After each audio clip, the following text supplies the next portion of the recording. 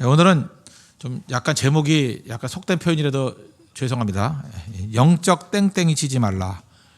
이거보다 더 가슴에 와닿는 말이 없는 것 같아서 영적 땡땡이 치지 말라라는 제목으로 하나님 말씀 증거하도록 하겠습니다. 오늘 신명기 30장의 이 본문 말씀은 가나안 입성을 앞둔 모세의 마지막 설교입니다. 그러니까 모세의 유언과 같은 설교입니다.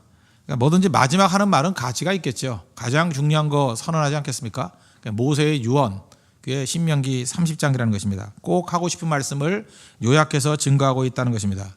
그래서 오늘은 이 읽었던 본문의 말씀을 통해서 신앙생활을 어떻게 할 것인가, 신앙생활을 어떻게 하는 것이 바른 것인가 라고 하는 것을 적용적인 메시지를 가지고 한번 접근해 보도록 하겠습니다. 세 가지로 정리하겠습니다. 첫째는 신앙생활을 어떻게 할 것인가. 첫째는 신앙생활은 개인보다 단체로 하는 것이 더 쉽다라는 것입니다. 그래서 단체라는 개념을 하나 붙들었으면 좋겠어요. 신앙생활은 개인으로 하는 것보다는 단체로 하는 것이 더 쉽다.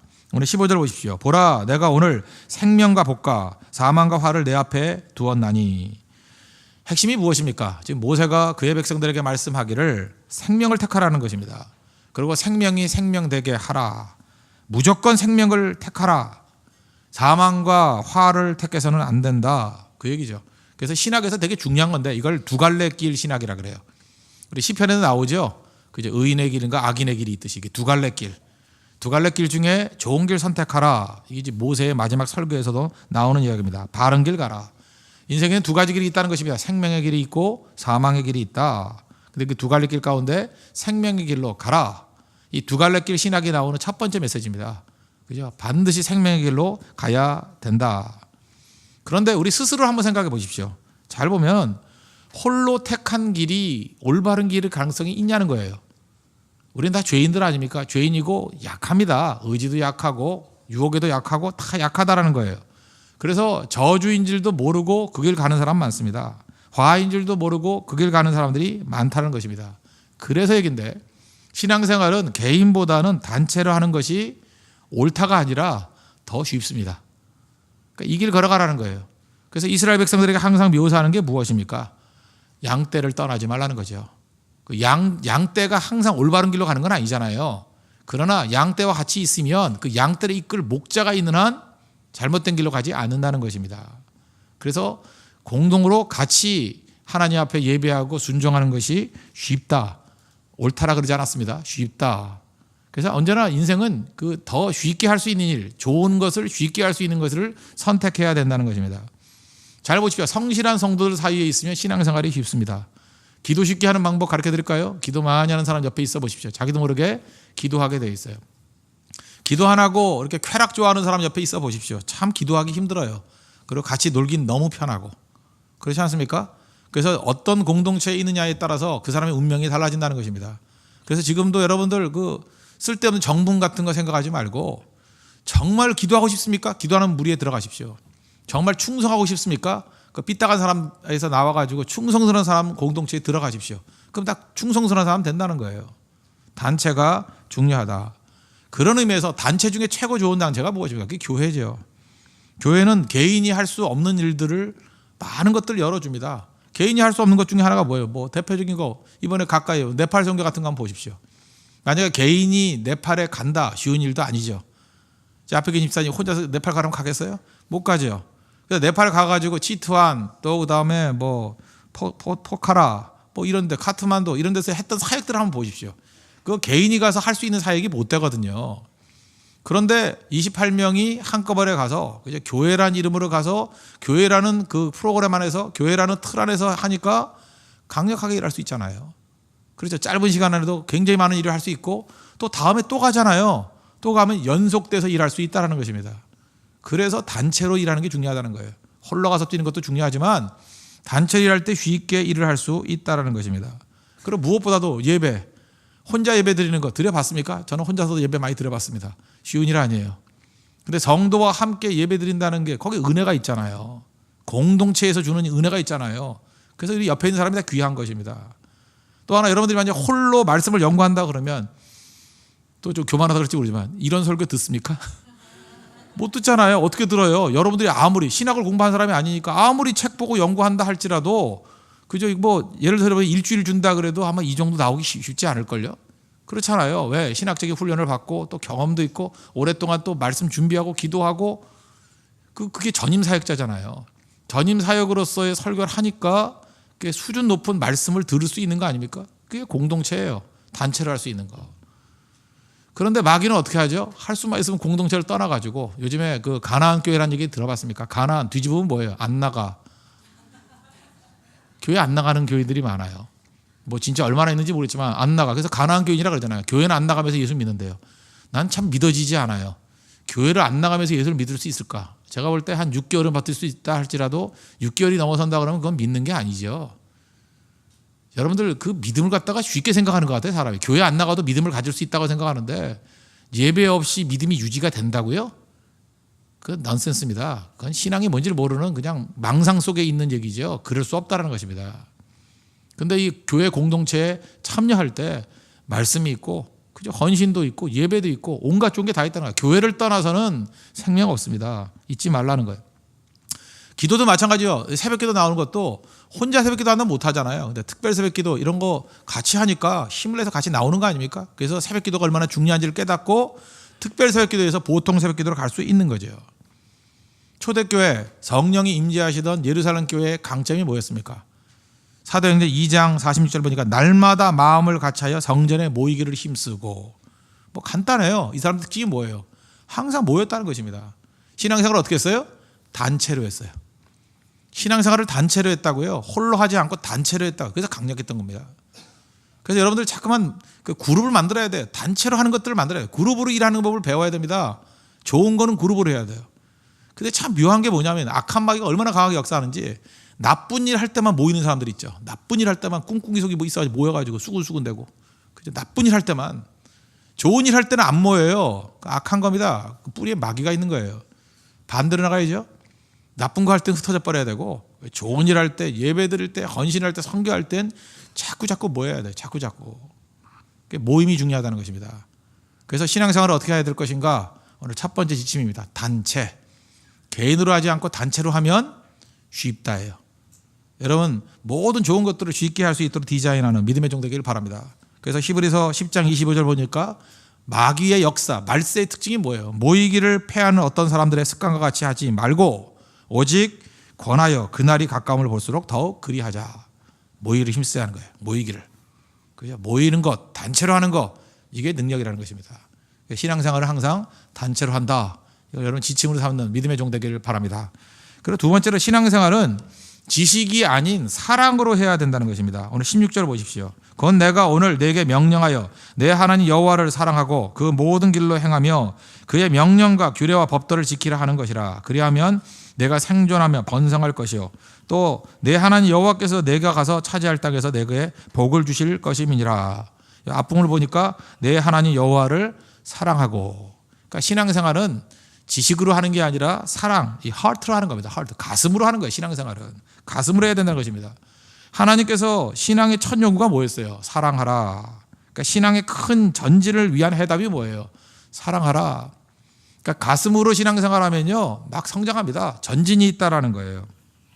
그런데 신앙생활을 조금 아차 싶으면요 그 지식으로 가기 쉽다라는 것입니다. 그래서 신앙생활이 밤낮 무엇이 옳은가 틀린가, 무엇이 의냐, 무엇이 죄냐, 무엇이 선이냐 악이냐 필요 없다는 얘기가 아니에요. 근데 이런 건 우리가 갖고 있는 신앙생활에 제가 볼 때 많이 잡아야 1%예요. 1% 되는 건 이거에 묶여서 이게 올무가 돼가지고 1% 이상을 벗어나지 못하는 사람들이 굉장히 많이 있다는 것입니다. 여러분 신앙생활을 해보셨죠? 여기 지금 뭐 새벽에도 나올 분들이면 오래 신앙생활을 하셨죠?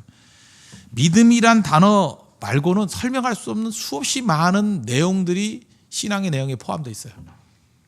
그렇지 않아요? 예수님의 동정녀 탄생 설명돼요? 그 믿음으로 되는 거지. 그 뭐 어떻게 설명할 거예요? 하나님 우리를 택하셨다. 설명이 돼요? 사실은 설명이 되냐고요? 지식은 1%고요. 사실은 그냥 믿는 거예요. 그렇지 않아요? 죽었다가 부활하셨다. 여러분 경험해 보셨어요? 그걸 갖다 지식으로 그죠? 여러 가지 정황을 설명해 주는 거예요. 정황 설명이 정황 설명. 야 봐라 부활을 체험했으니까 그렇게 도망쳤던 제자들이 돌아오고 그리고 그 정황들을 봐라. 이게 다 도망쳤던 사람들이 교회를 이루고 생명을 고 헌신했던 게 그게 만약 거짓말이라면 거짓을 위해서 순교할 수 있느냐? 그것도 여러 사람이 순교할 수 있느냐? 아니다. 그 정황 설명이에요. 그 정황 설명으로서는 1%밖에 안 돼요. 결국 부활은 신앙입니다. 믿는 거예요. 주님 다시 올 것도 마찬가지죠. 그것뿐만 아니라 많은 부분이 다 그렇다는 것입니다. 우리가 인간관계를 맺을 때도 마찬가지죠. 지식이라는 건요 1%밖에 되지 않아요. 나머지 99%는 사랑이죠. 사랑이 뭐예요? 믿는 거예요. 믿는 거. 그죠? 믿고 신뢰하는 걸 통해서 이루어지는 겁니다. 그래서 성경은 되게 이런 거예요.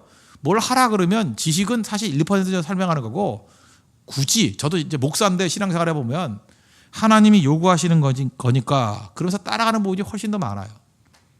다 이해 안 돼요. 그리고 만약에 내가 이해되는 부분만 순종한다고 생각을 하면 제 신앙은 1%를 넘어서지 못합니다. 왜? 하나님은 너무너무 크신 하나님이기 때문에 내가 이해하지 못하는 부분까지도 이끌어 주시는 분이기 때문에 그래요. 솔직한 얘기로 제가 목회를 하지만 목회를 하면서 제가 성도들의 상황이라든지 교회가 가야 될 방향이라든지 지식으로 볼 때 1% 이상 넘어간 적이 없어요. 저도 어디를 가는지 모르겠어요. 홍대서교회가 어떤 교회가 될지 잠깐만 비전을 얘기해달라는데 비전 하나님이 주셔야 제가 얘기를 하죠. 주신 것만 얘기할 수 있어요. 주신 것만. 어디를 갈지 몰라요. 하나님이 인도하시는 거예요. 하나님이.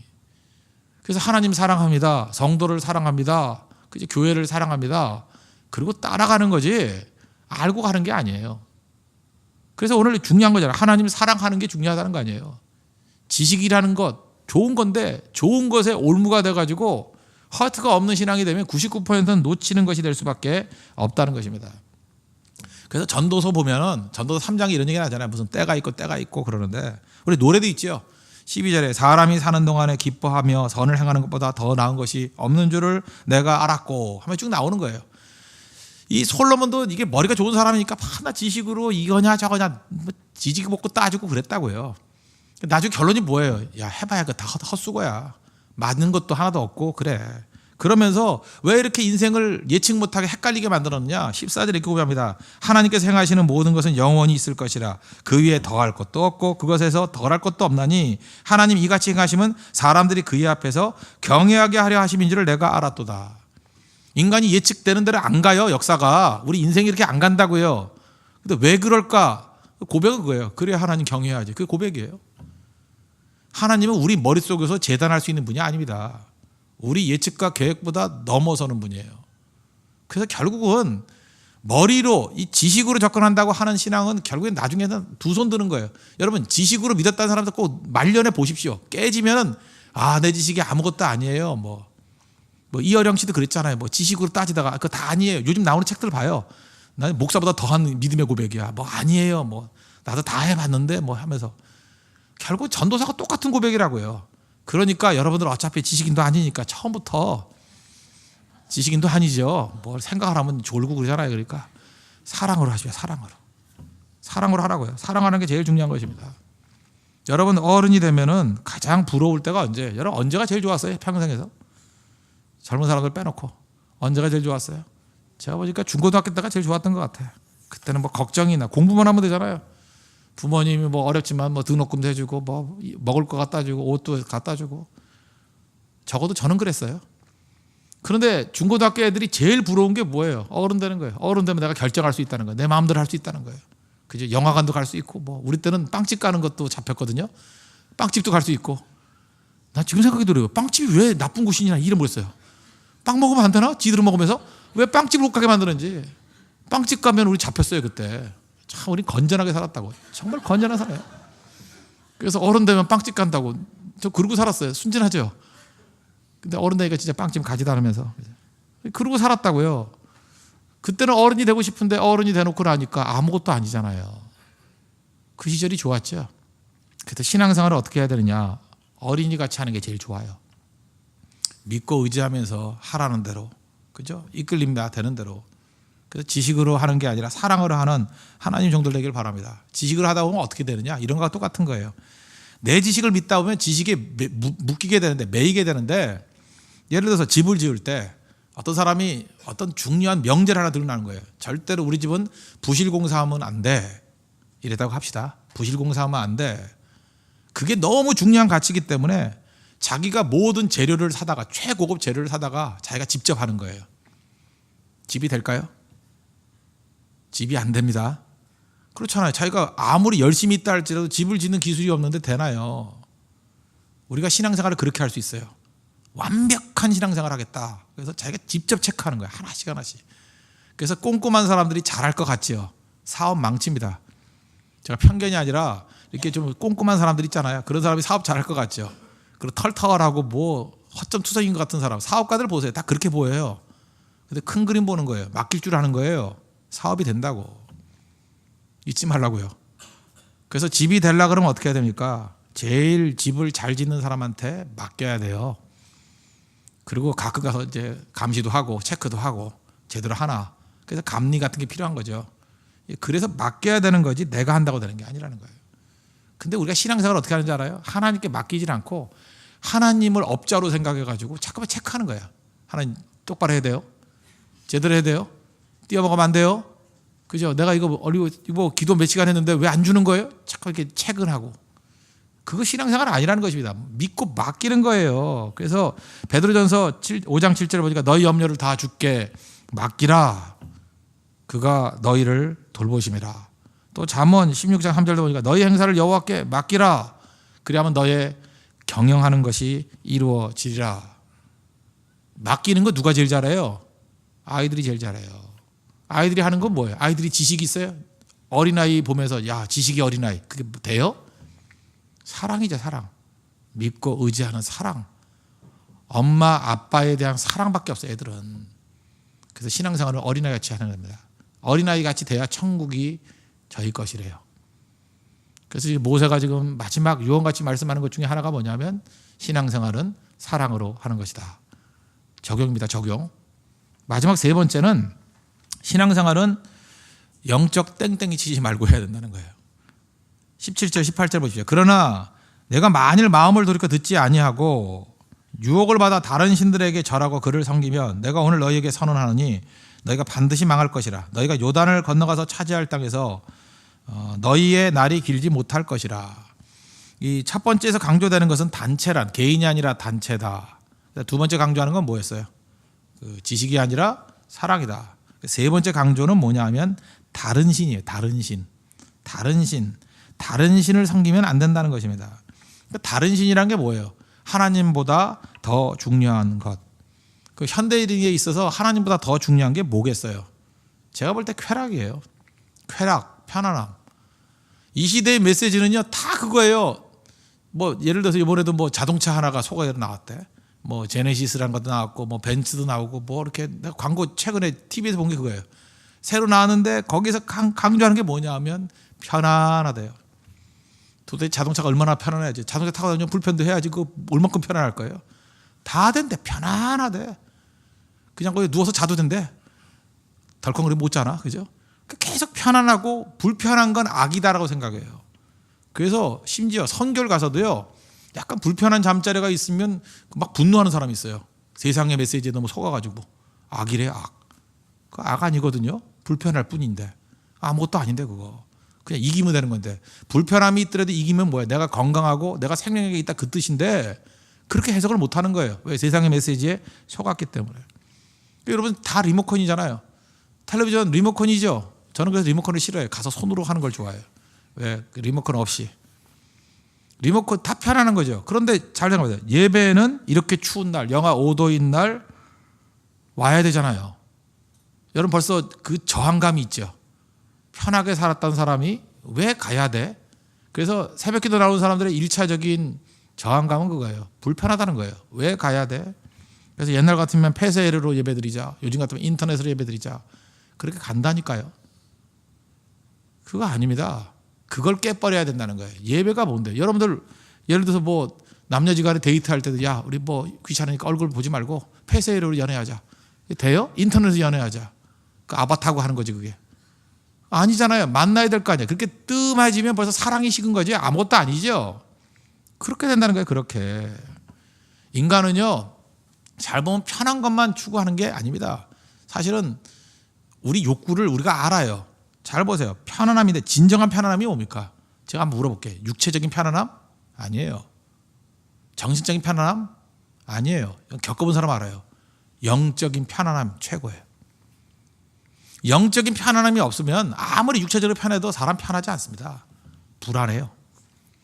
정신적으로 아무리 편안해도요, 뭐 좋은 소리 많이 해도 영적인 평안함 없으면 다른 거예요. 이건 하나님 앞에서의 평화가 없으면, peace with God, 하나님과의 평화가 없으면 절대 평안하지 않아요. 그래서 여러분들 예수 안 믿고 돈 많은 사람들 편안할 줄 알죠? 아니에요. 얼굴 보세요. 수신 가득이에요. 육체적으로 많이 있는 것 같은 사람들 보세요. 그 편안한다고 착각하지 마세요. 한번 보라고요. 그 사는 모습들을. 편안하지 않아요. 그런데 아무것도 없어도요, 영적으로 하나님 앞에서 깨끗하고 당당한 사람은 편안해요. 평화로다 하늘 위에서 내려오네. 그게 절대 평안이라는 것입니다. 그게 중요하다는 거예요. 그런데 하나님 앞에 평안하다 보면 이게 불편함이 좀 있잖아요. 그러다 보니까 이제 학생들 예를 한번 들을게요. 내가 땡땡이라는 말을 왜 썼냐면, 이건 학교 안 가는 거를 우리 때는 땡땡이라고 해서 요즘에도 쓰나요, 이 말을? 그러니까 아이들이 학교 가는 게 싫잖아요. 학교 가면 공부해야 되니까. 공부하고 뭐 이렇게 시험 봐야 되니까. 그래서 그런 충동이 있어요. 학교 가기 싫은 충동. 그래서 학교를 안 간다라고 해서 땡땡이를 쳐요. 정말 좋습니다. 아십니까? 저도 한번 해봤어요. 정말 좋습니다. 학교 안 가고 그냥 나와가지고 전 딱 한 번 해봤어요. 그게 뭔지, 땡땡이가 뭔지를 경험해 보기 위해서. 한번 안 가봤어요. 안 가봤는데 참 그때는 그 애들이 너무 많아가지고 제가 안 갔는데도 선생님이 몰랐어요. 안 간 거를. 부모님도 모르고. 출석 체크를 하나 뭘 하나. 근데 하루를 안 갔었어요. 제가. 밖에 놀았거든 애들하고. 놀았는데 땡땡이가 너무 좋은 거예요. 그런데 문제는 뭐냐, 그 다음날 갔더니 어디부터 해야 될지 모르겠더라. 벌써 난 덜컥 겁이 나더라고. 밀리는 거예요. 그게 계속 쌓이는 거라고요. 어려움이 있는 거라고요. 영적 땡땡이가 뭐냐면 이런 거예요. 잘 보세요. 제가 어제도 말씀드렸죠. 죄를 지으려고 할 때 제일 불편한 게 하나님입니다. 그래서 죄를 짓기 전에 먼저 하는 일이 뭐냐면 하나님을 머리에서 지워야 돼요. 하나님을 머리에서 지우기 이전에는 죄 짓는 게 너무 힘들어요. 그래서 죄 짓기 이전에 항상 하나님을 먼저 지우는 과정이 필요해요. 그래서 어떤 분은 그런 얘기를 하는 걸 들어봤어요. 하나님이 안 계셨으면 좋겠다고. 왜냐하면 자기가 짓는 죄를 지속은 해야 되겠고, 그 다음에 그게 또 유지하려고 그러니까 하나님이 계시다면 너무 괴롭고 하니까. 그 심정이에요. 머릿속에서 하나님을 지워야 된다고. 그런데 신앙생활을 하면 자꾸 하나님을 기억나게 만들잖아요. 신앙생활 자체가 부담스러운 거라고요. 그래서 여러분들 이렇게 전도하면 막 신경이 내는 애도 있어요. 왜 그런지 알아요? 그 하나님을 기억나게 만들면 긴장되고 두렵기 때문에. 그래서 여러분들 어찌 보면요, 제일 힘든 게 기도입니다. 기도는 뭐예요? 하나님을 의식하고 하나님 앞에 나아가야 되니까. 간절하다고 되는 게 아니잖아요. 하나님을 의식해야 되니까. 이게 공부하고 똑같은 거예요. 힘들어도 학교 가는 거와 똑같은 거예요. 기도하면 거기서부터 참된 평안이지. 학생들이 어려워도 학교 갔다 오면 그저 실력도 늘고 평안함이 있는 거잖아요. 근데 그게 싫다고 도망칠 수 있다고요. 그게 다른 신이에요. 다른 신은 뭐냐면 하나님보다 쉬운 내 뜻을 투영한 신이에요. 그게 쾌락이거든. 쾌락. 자기를 위하여 우상을 만드는 거라고. 그게 영적 땡땡이에요. 하루 좋아요. 이틀 좋아요. 계속 좋지 않다고. 다른 신은 언제나 우리에게 공허감을 준다는 것입니다. 공허감. 하나님께 가는 게 정상적인 학생이에요. 근데 하나님을 떠나가지고 땡땡이 친다고요. 하루만 좋아요. 집 나가 보세요. 어디 가요? 주유소에서 일하잖아. 좋아요? 주유소에서 일하면 좋아요? 그 기름밥 먹고? 집 나가면 어디 가요? 난 요즘에는 집 나가서 어디 가는지 몰라. 우리 땐 독서실 갔어요. 독서실 가면은 이게 뭐 거기서 자고 의자 밑에서 쭈그려 자고. 저는 그런 적 없습니다. 제 친구들이 그러는 걸 봤다고. 집 나가면 주로 그런 거예요. 좋아요? 한 4, 5일 지나면 집 생각나요. 다 은근히 들어가고. 어떻게 민망한 데 들어갈까 그거 고민하고 있고 상담하고 그래요. 그게 땡땡이의 말로입니다. 우리도 하나님을 따라가지고 자기 멋대로 살다 보면 그런 거예요. 그러니까 이렇게 생각하면 됩니다. 힘들어도 이건 짐이 아니에요. 하나님 앞에 예배드리고 주님 떠나지 말아요. 다른 신으로 가서는 안 되고 여호와 하나님께 가야 된다는 거예요. 다른 신 아닙니다. 다른 신이 땡땡이에요. 다른 신이 내게 잠시 잠깐 평안함을 주는 거라고. 여기 부모님들이 많이 계시죠? 우리 자녀들 양육할 때 잊지 마십시오. 본인들이 힘들거든요. 하나님을 의지하는 것은 언제나 영적 긴장감이 있어요. 하나님 믿고 섬기는 것들이 쉽지 않아요. 긴장감이 있다. 공부 열심히 하는 게 힘들듯이 긴장감이 있어요. 뭔가 이렇게 압박감도 있고 그래요. 편안하지 않아요. 그런데 하나님을 의지하는 영적 긴장감, 이 부모들이 힘들다는 걸 아니까 차선책으로 세상을 의지해서 사는 차선책을 가르쳐요. 그래서 아이들한테 교육을 어떻게 해요? 야, 공부 잘해야 된다. 학벌이 있어야 된다. 처세술 길러야 된다. 인맥이 중요하다. 제가 볼 때 이건 다 차선책이에요. 자기들이 그러고 살았어요. 하나님 떠나도 안 망할 길 찾아요. 하나님 없어도 안 망할 길 찾는다고. 그게 안 망하는 길인지 아십니까? 사사기를 보십시오. 다 내용이 그거예요. 그 이후에 혼란기가 하나님 없어도 안 망할 길 찾는 거예요. 그게 차선책이거든요. 교육이 뭔지 아십니까? 기독교 교육이 뭔지 알아요? 하나님 없으면 망한다예요. 그게 모세의 메시지라고요. 하나님만이 살 길이야. 그게 교육이에요. 학교 떠나면 망해. 학교 떠나서 땡땡이 치고도 비전이 있다고 생각하니까 야 주유소 가면 돈 벌 수 있어. 주유소 털어봐. 주유소 습격삭경. 그죠? 한 번만 잘하면은 10년을 먹고 살아. 그거 여러분 지금 다 웃었죠? 크게는 안 웃었지만 약간 웃었잖아. 말이 안 되죠? 세상의 메시지가 그거예요. 하나님 없이도 잘 살 수 있다. 세상의 메시지가 그런 거예요. 코웃음 치게 만드는 얘기라고. 모세의 마지막 메시지입니다. 그러므로 다른 신 찾는 영적 땡땡이 치지 말고 오직 여호와 하나님만 믿고 섬기고 의지하는 하나님 앞에서 영적 긴장감을 누리는 믿음의 종 되기를 바랍니다. 오늘은 적용적으로 접근했습니다. 우리 모세의 마지막 유언적인 메시지입니다. 신앙생활을 어떻게 할 것인가. 이제 남겨둔 백성들에게 주시는 메시지입니다. 개인으로 하지 말고 단체로 해야 된다. 그럼 쉽다. 그리고 지식으로 하는 것이 아니라 신앙생활은 사랑, 하트, 가슴으로 하는 거다. 그리고 신앙생활은 다른 신이라는 영적 땡땡이가 아니라 오로지 하나님 믿고 의지하는 긴장감이 있더라도 하나님께 매어 달리는 것. 그게 최고의 신앙생활이다.